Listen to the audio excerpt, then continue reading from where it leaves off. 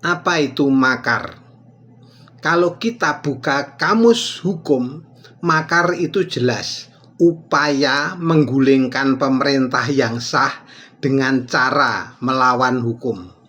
Tapi di tangan penguasa busuk, definisi itu berubah drastis. Makar bukan lagi soal kudeta. Makar jadi sekadar beda pendapat. Kritik makar, protes makar, bertanya bisa makar. Lucu ya? Atau justru berbahaya? Karena di sini yang berubah bukan hanya makna kata, tapi arah kekuasaan.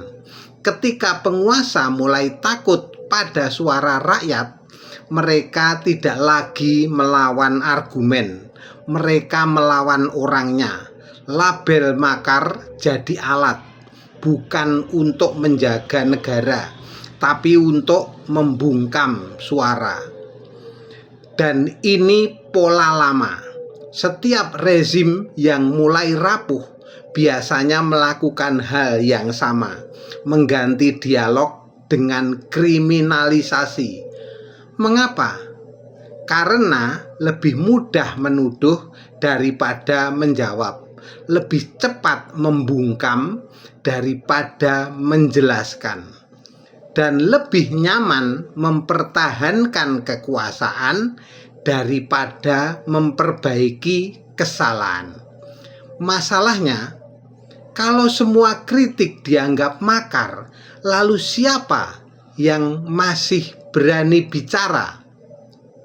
Kalau rakyat diam, bukan berarti negara aman. Itu justru tanda bahwa ketakutan sedang menang. Negara yang sehat butuh kritik, bukan takut pada kritik. Karena kritik itu kontrol. Tanpa kontrol, kekuasaan akan selalu cenderung korup.